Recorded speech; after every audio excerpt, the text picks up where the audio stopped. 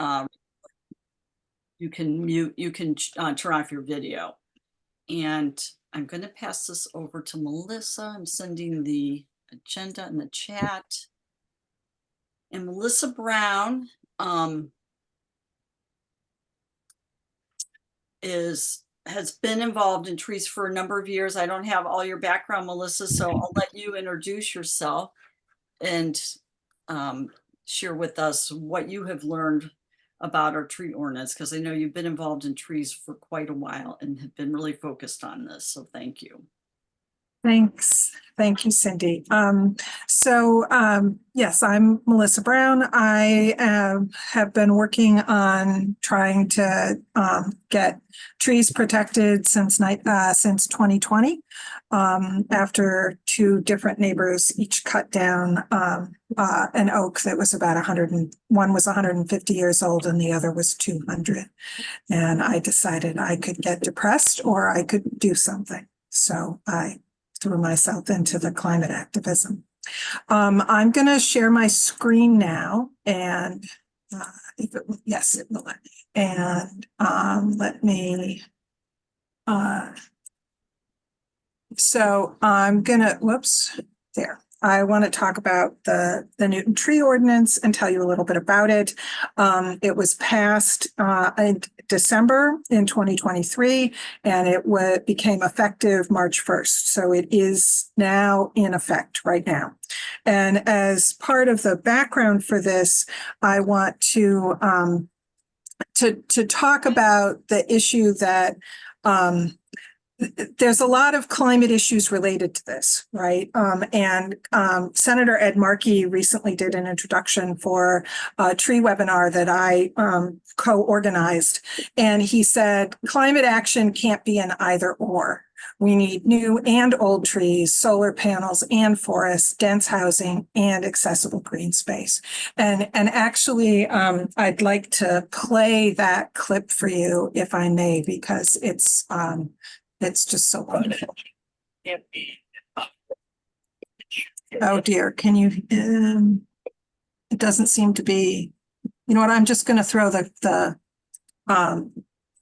on in case, were you able to hear it? I think try it again, because it.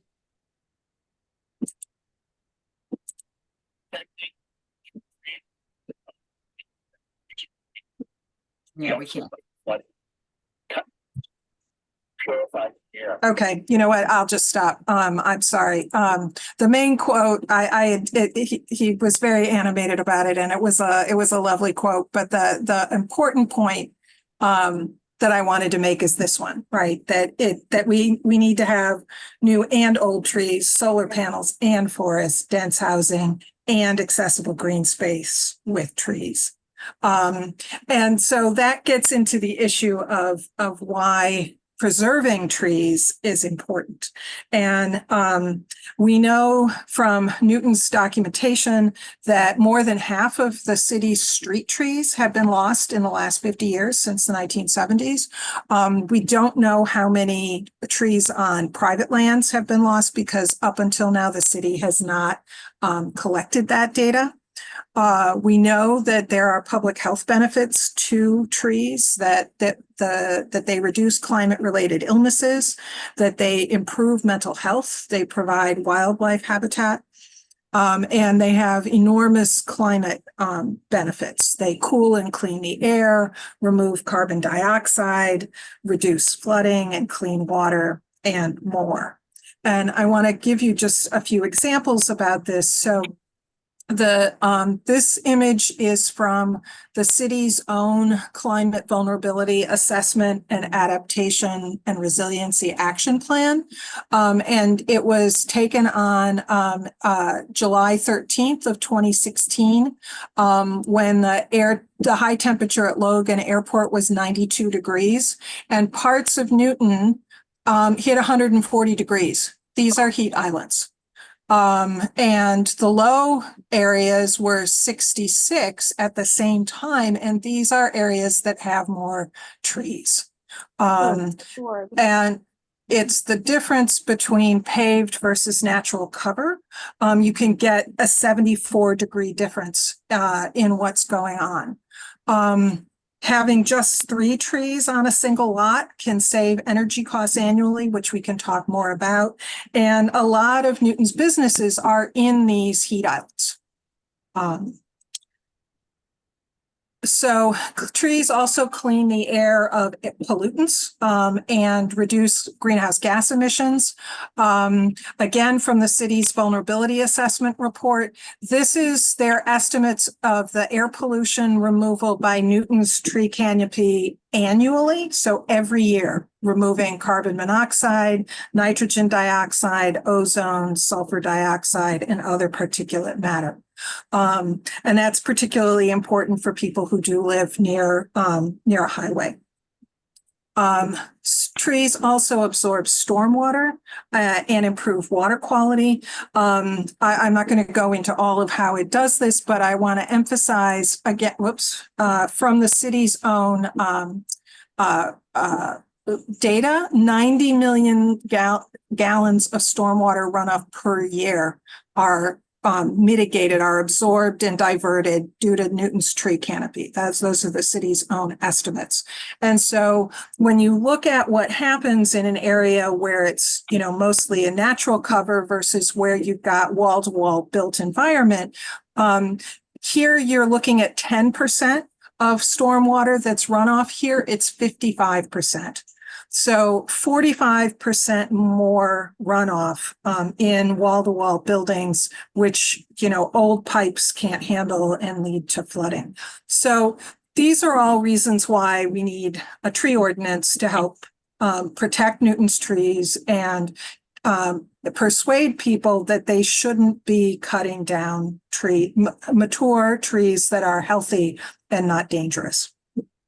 So the basic principle of the tree ordinance that was passed in December is the idea that for trees that are 6 inches or greater, the phrase they use, DBH, refers to diameter at breast height.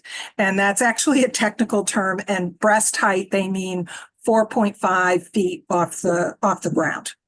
The city's goal was to collect data about trees on private land because the city doesn't have that data, to protect abutters' trees. Mark Welsh said recently in a public meeting, Mark Welsh is the tree warden for the city of Newton. And he said that in his 22 years as tree warden for the city, the #1 complaint that he has had has been people having trees on their own property damaged by construction work that was done next door. And the other basic goal is to reduce tree cutting by making property owners think about the costs of cutting trees to the community and to the city. So just a few points about emphasizing significant tree loss. This is one example. These 2 pictures were taken from the same place. Just a few days apart. So all of these trees were cut in one day. And that's the kind of clear cutting that we want to try to persuade people they shouldn't be doing, because you can see the loss of habitat, the loss of cooling air, and we'll talk a little bit more about the other kinds of things that happen. This is an example of abutter tree damage, right? This damages the roots of the tree and probably killed that tree. Upgrading, raising the grade 2 feet here will cover these roots and could kill that tree. This is the kind of damage that those things were said to address. What a lot of people will respond is, well, we'll just plant. And in fact, the city's tree ordinance requires certain categories of trees to have replacement trees planted, or a payment made in lieu. And it's helpful in terms of getting people to think about it, but it actually comes nowhere near replacing the climate losses that we have from losing one tree. This graphic was put together by Robert Leverett, who is sometimes called the guru of American forests. He's a very senior forest scientist. And this comment from Bill Muma, who is a lead author of the 2007 Nobel Prize winning IPCC report, cutting older trees and planting younger trees will never surpass the carbon accumulation by larger trees that continue growing. So it takes decades for any of these smaller trees to even get to that same size, and we don't have that time. The climate clock says we've got a little over 5 years to make drastic changes that will prevent us from going over 1.5 degrees centigrade. So coming back again to the principles of Newton's tree ordinance, the regulations in the way it's currently set up differ by property. So the Newton Cemetery Corporation got an exemption so that it is completely exempt from the entire ordinance forever and ever, unless they pass new legislation. So they can cut anything they want with no replacement and no answering to the city whatsoever. There is also city and state-owned land, so different laws apply to city parks, state parks, and state waterway areas. The Newton Tree Ordinance doesn't cover those. Within what the city does cover, these 3 categories, the city made 1 and 2 family lots where no construction is going to occur for 24 months, exempt for trees that are smaller than 40 inches in diameter at breast height. And I'll show you a picture of that in just a moment. For 1 and 2 family lots where there is construction, there's no exemption, and the tree ordinance applies to all trees 6 inches in diameter and larger. For 3 or larger family lots and for all commercial lots, there's no exemption. And the tree ordinance applies to all trees 6 inches DBH and larger. And then for public street trees, there's actually a Massachusetts state law that allows the prohibition of cutting trees. So if there's a street tree, it has to be posted if it will be cut. And if one person objects in writing to it being cut, the tree warden is obligated to refuse to do that if the tree is healthy and not dangerous. And that's Massachusetts state law. So this is to give you an idea. So basically a tree that's 2 inches smaller in diameter, a tree has to be this large to be protected on a 1 or 2 family lot where there's no construction. And anything smaller than that, people can cut however they please without having to do replacements. At the other end, this is a 5-inch DBH tree. So you can see it's not, the width isn't very wide here, but you can see it's still got a fairly substantial canopy. This is just below the level that's protected. These trees this size can be cut. So in terms of thinking about this picture from before, if there were no construction going on here, most of these trees could have been cut without having had any influence of the trees. Now, that was not what the tree advocates had asked for. We had asked to have 6 inches plus on all lots, including the cemetery, and that was not what happened. There are additional exemptions to the tree ordinance. DPW and utility projects, State Department of Transportation, and 40B housing projects, because of state level laws don't have city ordinances about tree protections to apply to them.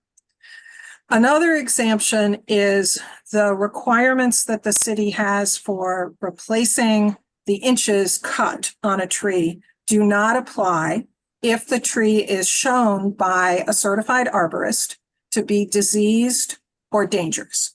So if somebody has, there's a storm and a lightning comes in and it hits the tree and the tree is hanging there and it's dangerous, when you go to remove the tree, you have to notify the tree warden, but you won't have to pay any of the application fee. There'll be no replacement requirements. It's a dangerous tree. It has to come down and there's no requirement that you have replacements. There's also an ability to, if you can make the case from a certified arborist that removing this particular tree will improve the overall health of the tree canopy or biodiversity, then you can also be exempt from the application fee and the replacement requirements.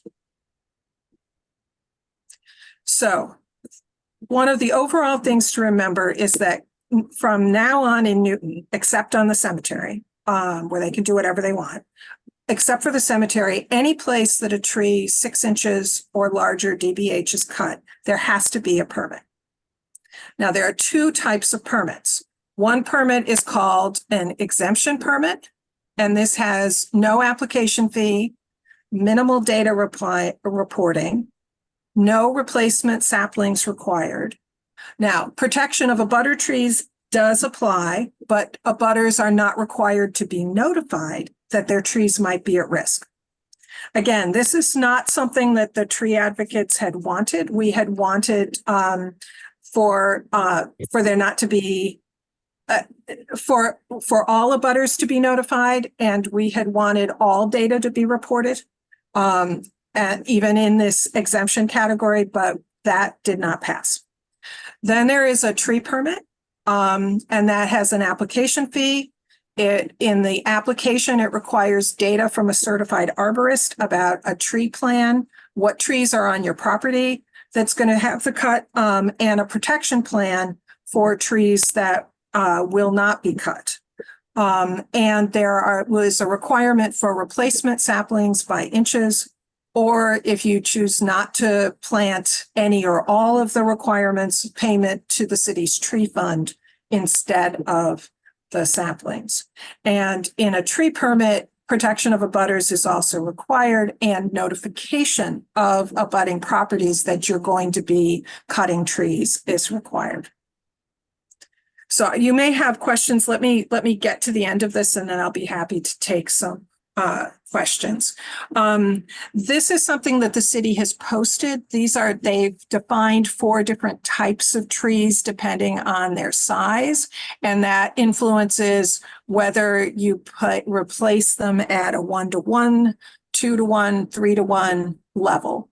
So a tree that's 30 inches falls in this 1.5 category, and it has a 1.5-to-1 replacement. So you'd have to plant 45 inches worth of trees on there, or make a payment in lieu.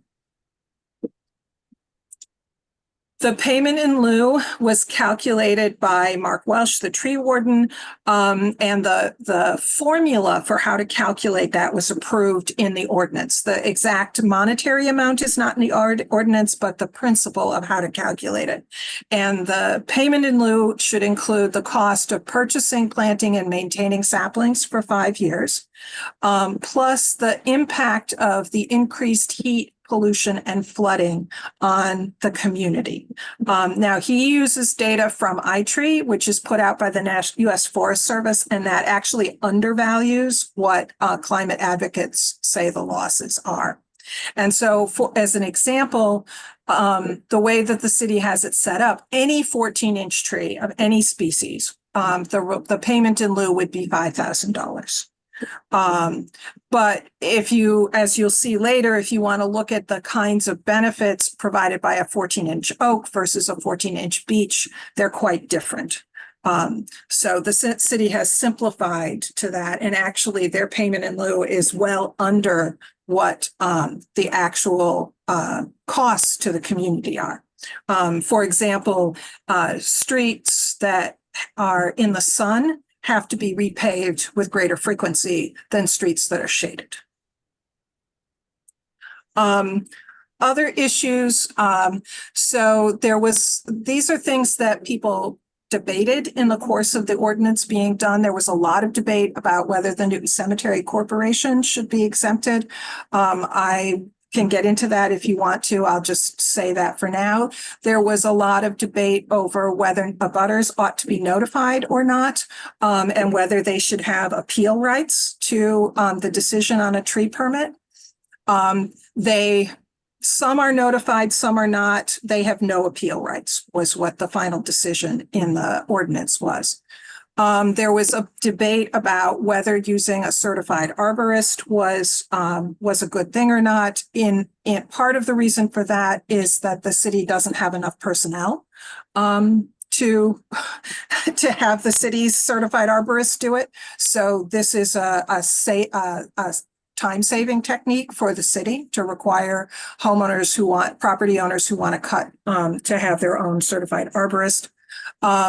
There was a lot of discussion about what the data collection should include, what the tree protection plan should include. At the time the ordinance was passed, there was no debate about the tree save area, which is the area within which, like, if construction is going to happen, they have to take extra care, and certain kinds of things like certain chemicals cannot be used. That was not at all controversial when the tree ordinance was put together, but since it became law, there have been some people, some developers in particular, who have been objecting to that. So let me just end with a couple of things. The question about, can the future be both denser and greener? And Zbigniew Grabowski, who is a researcher looking at green infrastructure equity, argues that yes, it can. We can have a future that is both denser housing and greener, but we have to use wise land use planning. And one of the examples he uses about green infrastructure is he talks about cooling corridors where there's continuous urban forest canopy and restored streams. So it's something to work toward. But he also pointed out that the issue of equitability is a real big one for how trees get done. You'll remember the image I showed you before in Newton, and how it's clear that Nonantum and West Newton, for example, have far more heat islands than Waban and Chestnut Hill. So I just want to leave you with the thought that we really need to change how we think about trees. In addition to seeing them as living beings, the science shows that the presence of even one mature tree can reduce heat, pollution, flooding, and more for all of the surrounding properties. And we have to begin to understand that preserving mature trees is necessary for a livable future. So thank you, and I will be happy to take any questions. Pat? Thank you for the presentation. I'm very supportive of conserving trees, but in the interest of fairness and full disclosure, my husband is the chairman of the board of the Newton Cemetery, and it simply isn't true that the cemetery can do whatever it wants. And I will read you the exact language. This is an agreement that was signed the 22nd day of September 2022. This section 2185 shall not apply to protected trees that are removed from a cemetery if the following criteria are met. The cemetery is accredited as a level 2, 3, or 4 arboretum by the ArborNet Arboretum Accreditation Program, and the cemetery is accredited. The cemetery submits a report annually to the tree warden for review that lists the current inventory of the trees on the property and lists the number, size, and species of removed and newly planted trees in that time period. The report shall describe means to maintain the newly planted trees, and the cemetery employs a certified arborist on its staff. And I have here a chart, which I'm happy to share with anybody, that shows out, it's planned out until 2032, what the cemetery will be planting. So Thank you, Pat. I think we have to agree to disagree. A level 2 arboretum is the equivalent of a golf course, and only at the level 4 level is tree conservation required. So I think we have to agree to disagree. I think that what has happened is the cemetery is allowed to cut whatever it wants. So maybe we can go on and talk about the rest of the tree ordinance and preserving trees elsewhere in Newton. I wonder if Pat wants to make a response to what you said, Melissa. I think agreeing to disagree and spending more time on this won't be productive. So,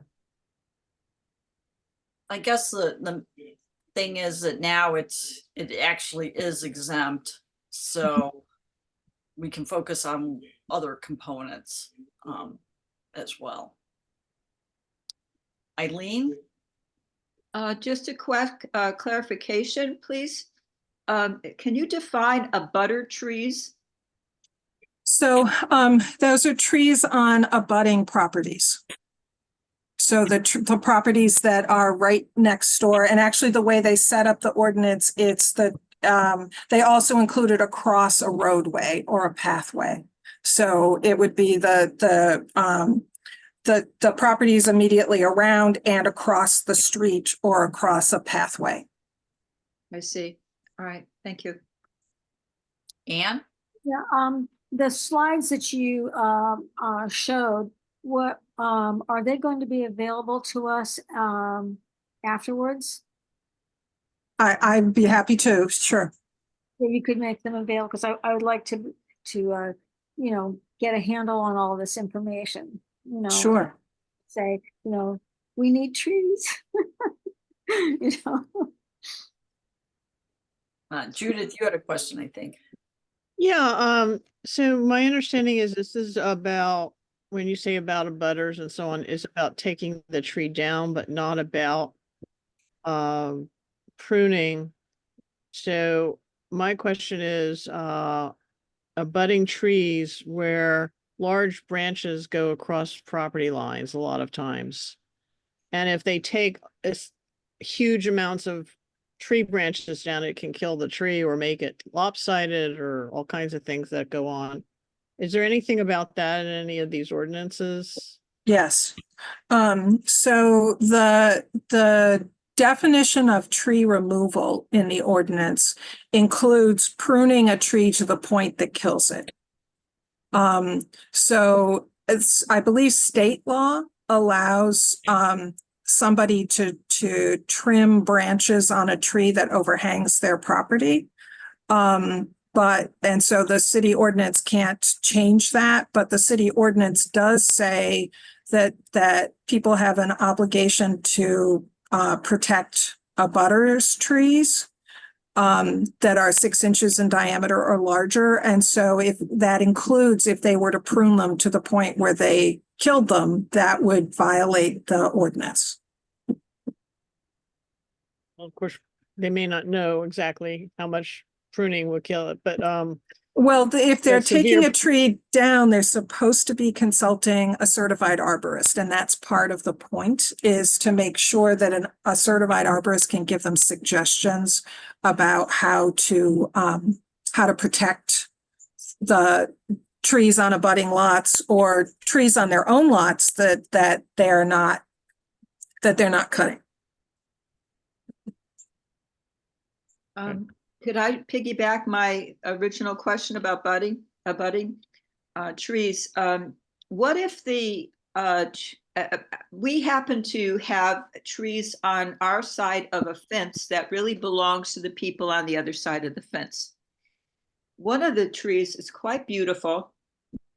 The roots invaded the owner of the property as a pipe system in the cellar, and costs a lot of money to repair at least that damage that was done to their cellar. Our side gets the benefit of a lot of shade, but it also hangs over our house.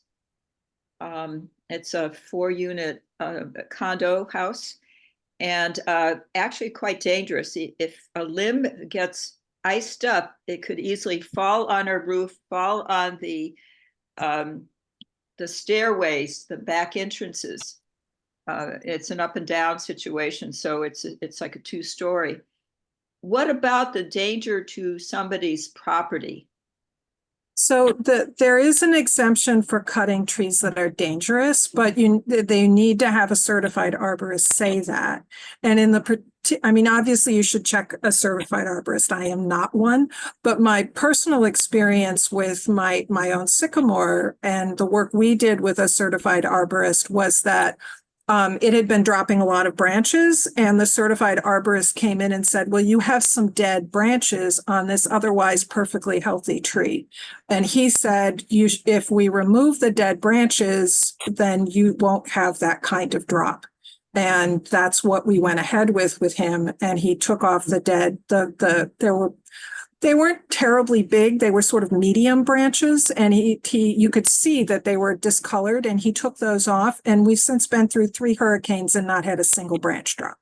So that's part of the reason why the city is saying people need to be working with a certified arborist, because it's in everybody's interest if we can save healthy trees. I mean, obviously, if they are a danger to people's lives, they can't stay. But that's why working with a certified arborist can see if there are ways to save an otherwise healthy tree. If pruning a certain way or other kinds of things would take care of the risk. Thank you. Another question. Go ahead, Judith. My other question concerns trees that are a certain size but may be invasive. Let's say like Norway maples that have sort of taken over areas. Would these same cutting requirements or limitations affect those trees even though they're invasive? There was some debate about this, and there were a number of people in Newton who wanted the tree ordinance to explicitly say that it was okay to cut invasive species, and the tree warden recommended against doing it that way. He said that in his experience, the small percentage of unethical developers would take advantage of that and claim, oh, we thought these were invasives. What the tree ordinance does do, because invasive or not, they still provide the carbon removal, the air pollution removal, flooding, etc. But what the tree warden recommended and what is in the ordinance is it says that if the removal of this one tree will benefit the overall canopy, then they can be exempted from having to do replacement inches. And so if you put in a permit that explains, I'm taking this out because it is an invasive species, and that will add to the biodiversity and the benefit of the other trees on the lot, then they will proceed with that. Because when I've heard Mark Welsh speak about this, his comment was people who really are concerned about the biodiversity and who are taking a tree out for that reason have a very different approach to this. And he is not questioning that. He was saying that we want to avoid people using invasives as an excuse to just clear cut.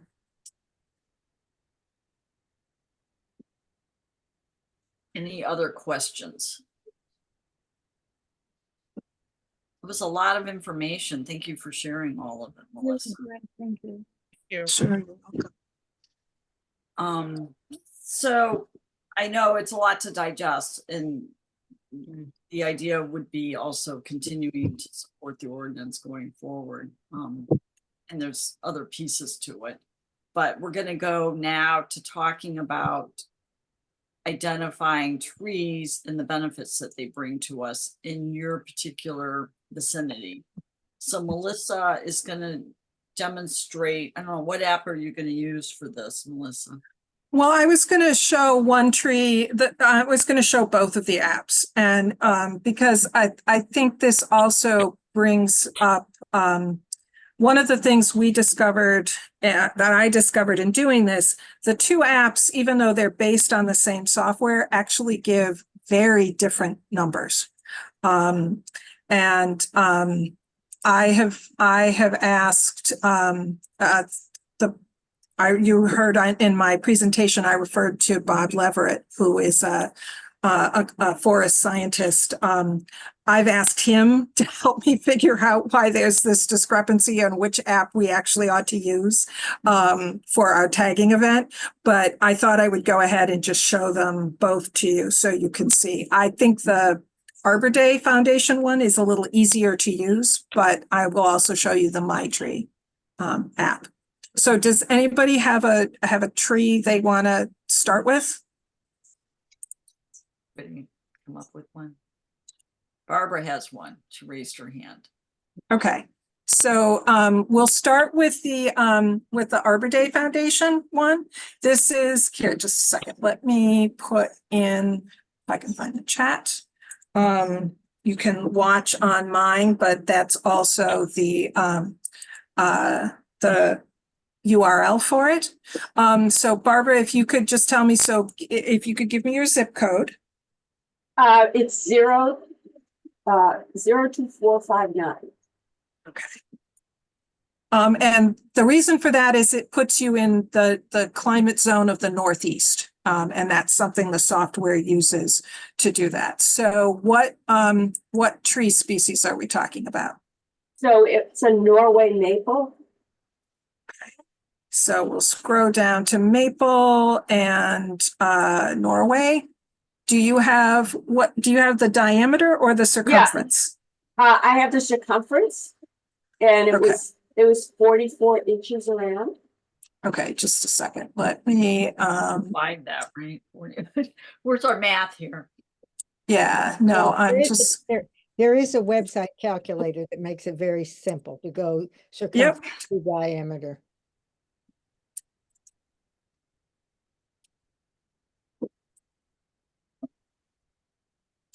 Yeah, 3.14. I remember that.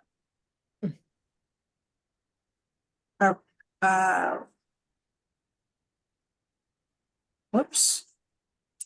What did I just do?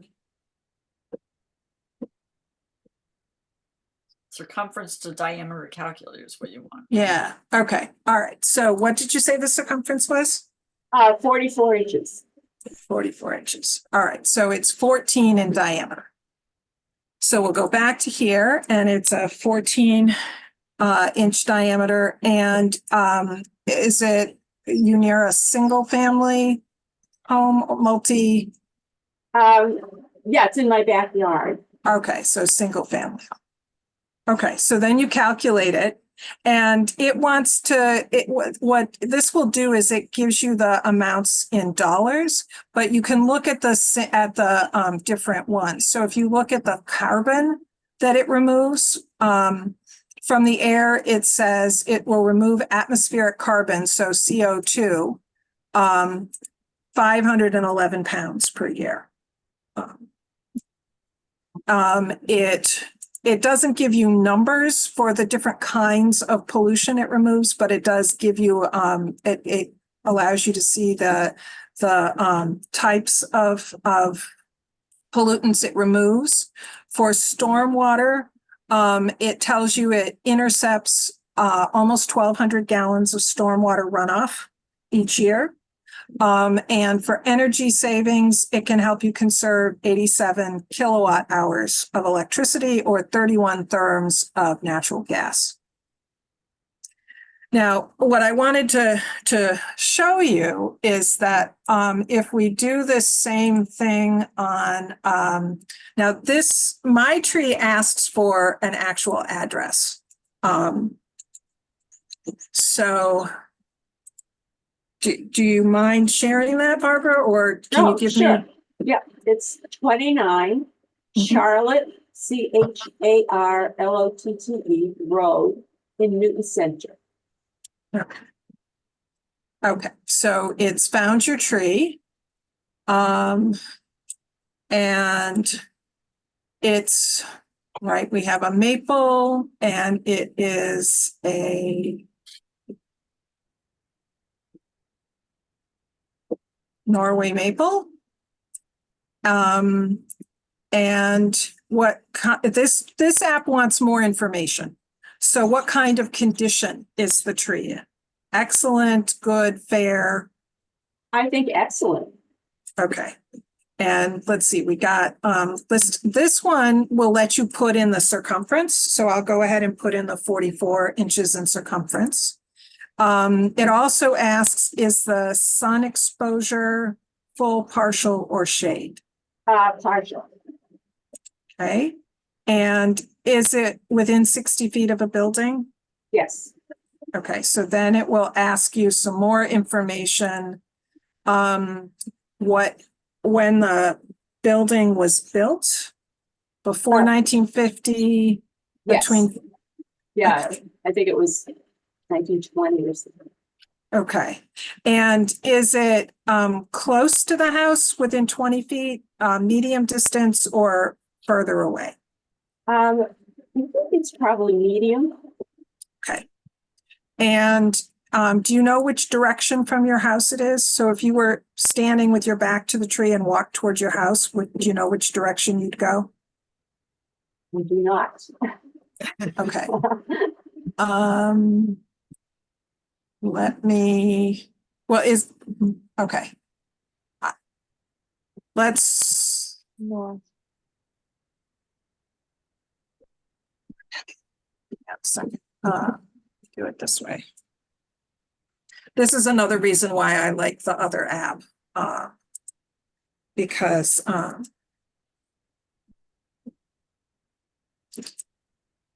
you don't have to get into all of this. So, let's see, just said 29 Charlotte.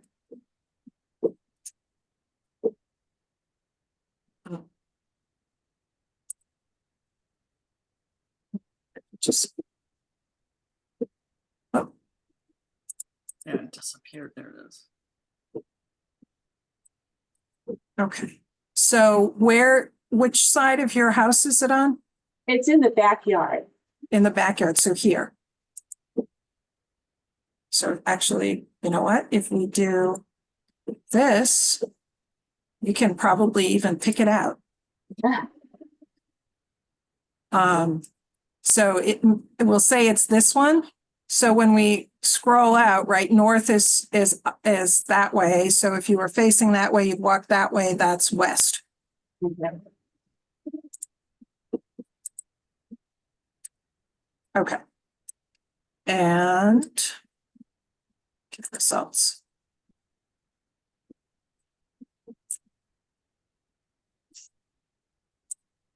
So this is the annual benefits that it calculates. Now look at what it does for CO2, right? It's saying only 130.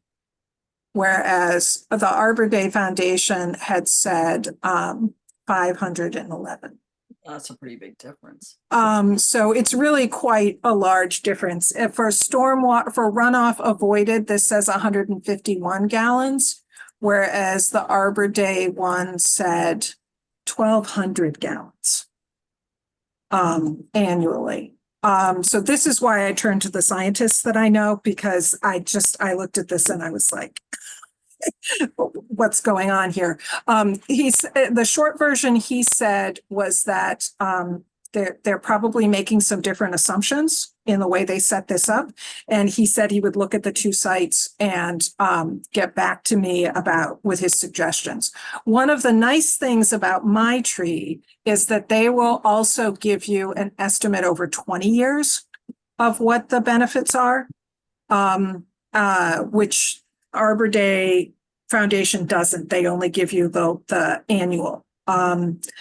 So that would take this up to, 3,100, 3,150 roughly pounds of carbon dioxide pulled over 20 years. One of the things to remember is that the way that the oxygen is pulled increases exponentially. So as the tree gets larger, it just pulls in more. And that's why in the slide I showed you from Leverett with the one oak tree that required 35 canopy trees or 465 landscape trees. That's why, is because you've got this exponential growth to it. Cindy, do you want me to do another one? Or I think that gives people the idea, and I don't want to run over my time too badly. Melissa, you want to just show people or say something about the equivalence? Some people have enjoyed looking at that, like the number of bathtubs full of water. Oh, My tree, just. okay. I'm sorry. Yeah. If it's too much trouble, people can just look at it themselves, but it's at the top. Yeah. right. Okay. So the number of absorb enough stormwater to fill 600 bathtubs, to power 30 smartphones, to offset 3,500 miles worth of a gas powered car. And remember, this is this is the MyTree version, which is considerably less than what Arbor Day is estimating. So, what a single tree does is really quite amazing.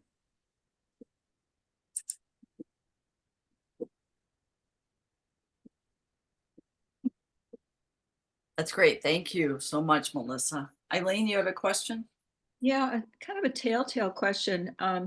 That image of the house that you put up a couple of times had a lot of stumps left. Is there any benefit to leaving the stumps in a yard or the edge of a property? That's something you could ask an arborist or an ecologist. I think there probably is some, because it does, at least that part of the tree gets to decay and provide habitat for the critters that would use it. But I would guess that they probably didn't leave those stumps because No, I'm sure they tore did. that house down and built. So I believe that those stumps were all removed. We may leave a couple of stumps here.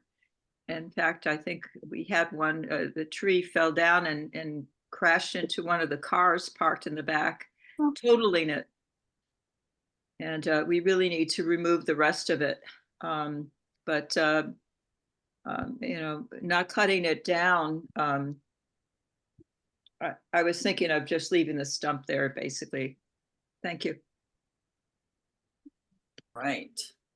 So thank you for showing us examples. I guess once you get kind of more insight into which app is what he would recommend, that would be good for us to know. And Yes, I'm going to talk to him tomorrow. okay, great. So we'll provide the feedback to the group once we get that from Melissa. So we're going to move now in the agenda to talking about our tree tagging event. And Jan and Judy are going to discuss this. And Judy, do you want me to put the slide up, or let me Not know? quite yet. I'll Let me suggest. know. Okay. Yeah. So we are having we are going to be putting tags on trees in Newton Center, fanning out in all directions in Newton Center. And the tags, you saw an example of a tag when Melissa posted the iTree.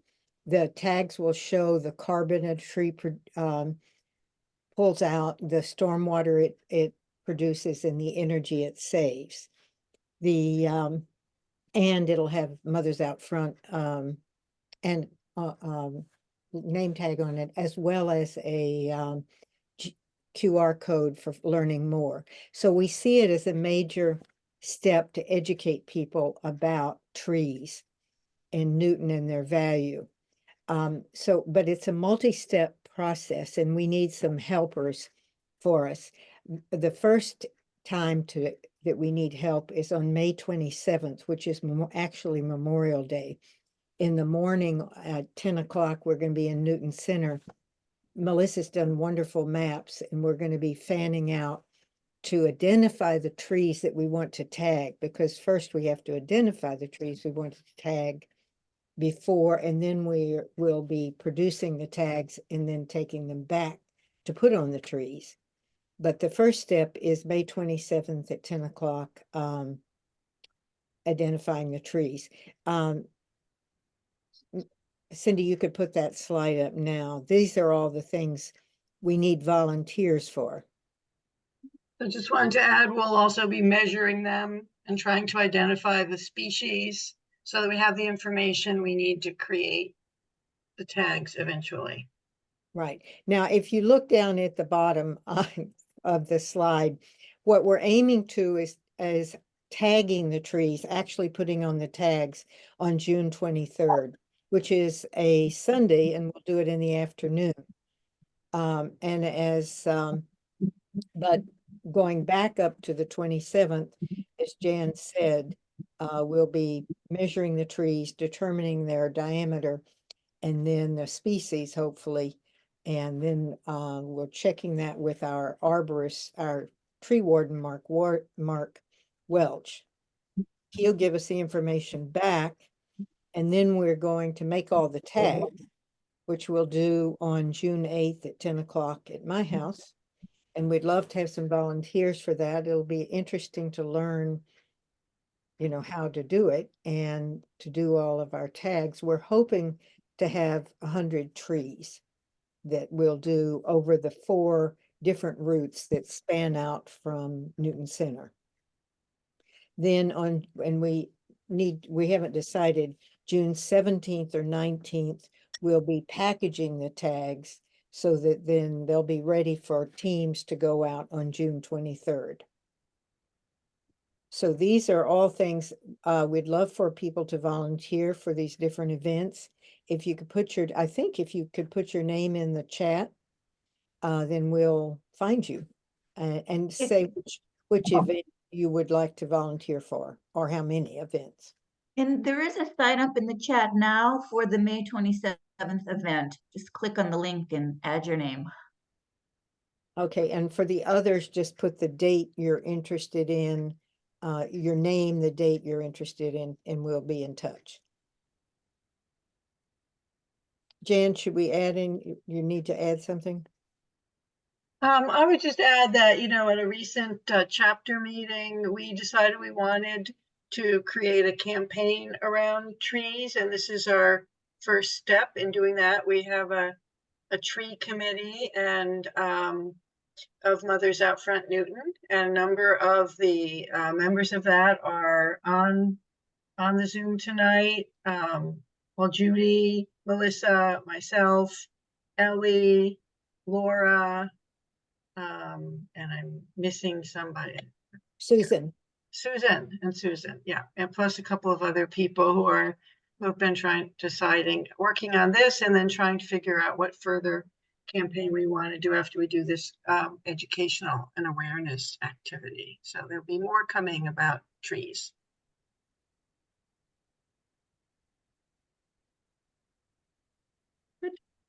are there any questions about any of these events? Can I ask a question?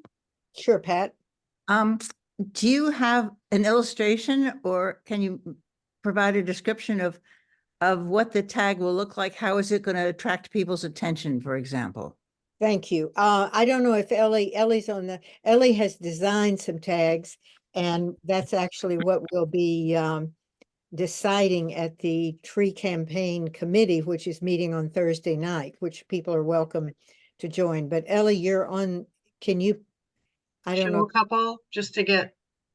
Now we'll be sharing them on Thursday night so we can look at them. We have a number of designs that we're going to look at and decide what works and what doesn't work. Pat, do you have any suggestions? Well, I was primarily wondering how they were going to be attached to the tree, because clearly you want to make sure that you don't damage the tree. Right.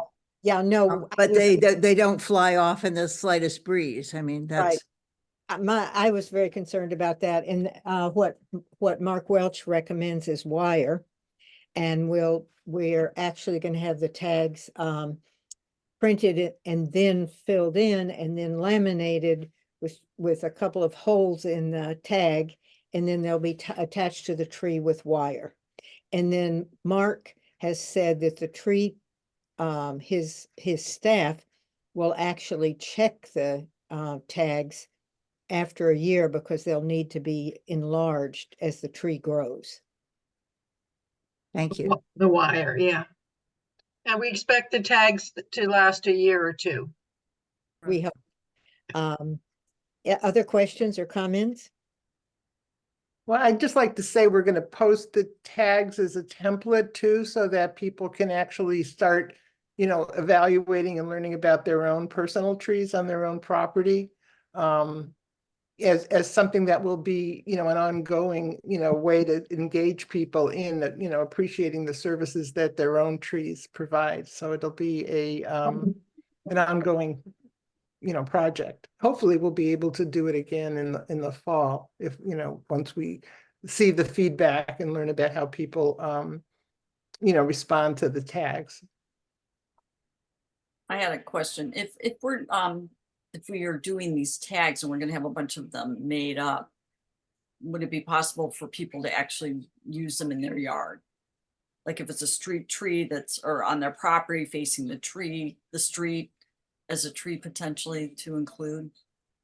We haven't gotten to organize that, but it's certainly possible if we did something like post the tag format, and then people could fill it in with directions of how to attach it to the tree so the tree's safe. And just like people have historic markers on their houses, kind of a way of communicating the pride of the historic nature of a house, people can start educating people about the services that their trees provide. I'm personally thinking about some copper beeches that I know on my block to encourage property owners to post that information. So we'll see how it goes. Melissa, you want to say something? Yeah, I just wanted to add that the June tagging event is going to be in Newton Center, and there are some private property trees in that area. There's several banks that actually have some big trees on them, and we are planning to reach out and request permission from the banks to tag those trees as well, in addition to street trees that we're working with Mark Welsh on. I have a question. In terms of having an impact, are people thinking that some kind of an article would be written and submitted to Fig News and maybe the other one, or Beacon News, or how could we get the attention and educate a little more about what it's all for? Yes. Should definitely do some. Definitely, I'm in charge of publicity, so there's going to be some of the social media used, and definitely put articles and announcements and photographs in the media for that. Yeah. Thank you. And all the newsletters of our sister organizations in Newton. Yeah. That's the plan. Well, it's the queen of communications and publicity. And Have what about having an event at the library? This presentation we got today, supplemented by announcements of what this group has been doing, and have some discussion. That, thank you. That's a possibility, but we hadn't thought about it. Thank you. Any other questions, comments? Great. Well, I hope that a number of you will be able to participate in some of these events for the trees. That would be great. We have a number of other events coming up, so we just want to make you aware of them. Melanie, you want to talk about? Yeah. So I'm not going to add in all of the tree dates that were just shown in the slide, because these are others, and there's quite a few things. It's such a busy time of year. So we have on May 30th at 6:30 p.m. at the Unitarian Universalist Society over in Washington Street, there's going to be a talk on Burdo. And if you don't know what Burdo is, it's the Building Emission Reduction and Disclosure Ordinance. So it's going to be a talk to educate people about what that's all about. And we are supporting that, the Newton chapter. That's May 30th. On June 20th, no, sorry, go back. On June 9th, we're having a Village Day in Newton Highlands. And I think it's from 11 to 4. And Barbara, please correct me if I'm wrong. And so we will have a table there. And so as usual, we will need volunteers for the table. You sign up for a 2-hour shift. It's always kind of fun. We're going to have some tree info and a postcard for your legislators. So that's June 9th. And then on June 20th, we are co-sponsoring a forum for the folks that are running for representative. And that will be at Newton City Hall. And I think it's at 7. So it'll be an opportunity to ask the candidates about climate issues. It's going to be a focus on climate. So Melanie, can I ask a question about that?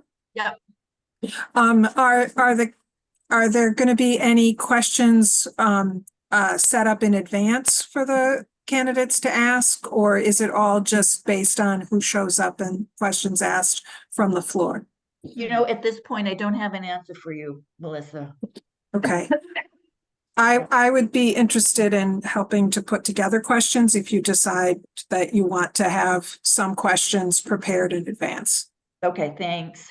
I think we definitely would. I think it's important to have those questions. Yeah.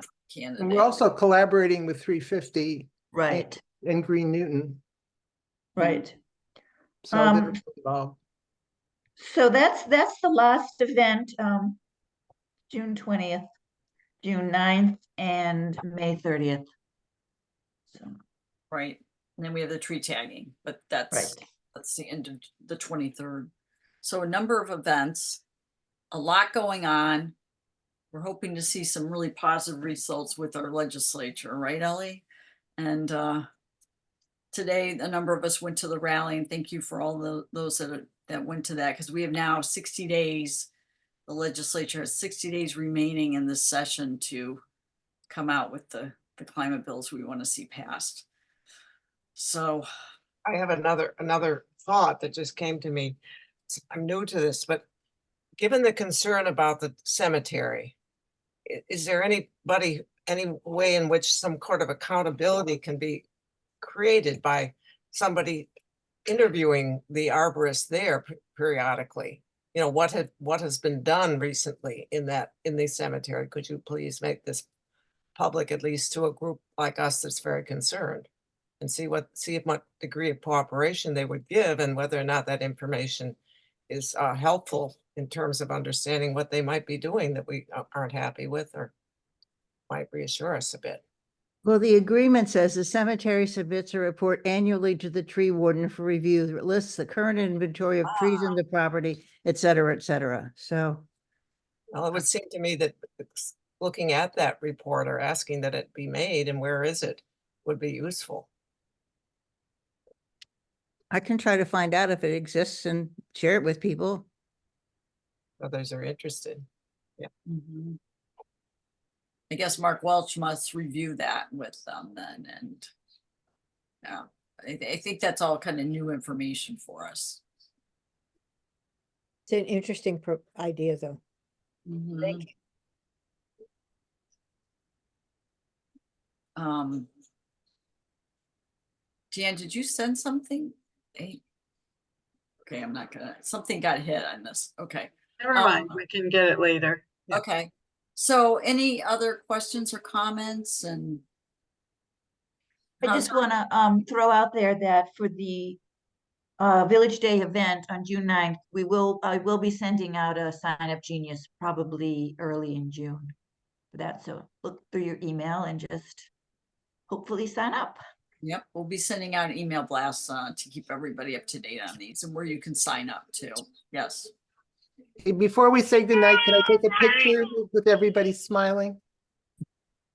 And thanks to the volunteers people that volunteered for some of our upcoming jobs and events.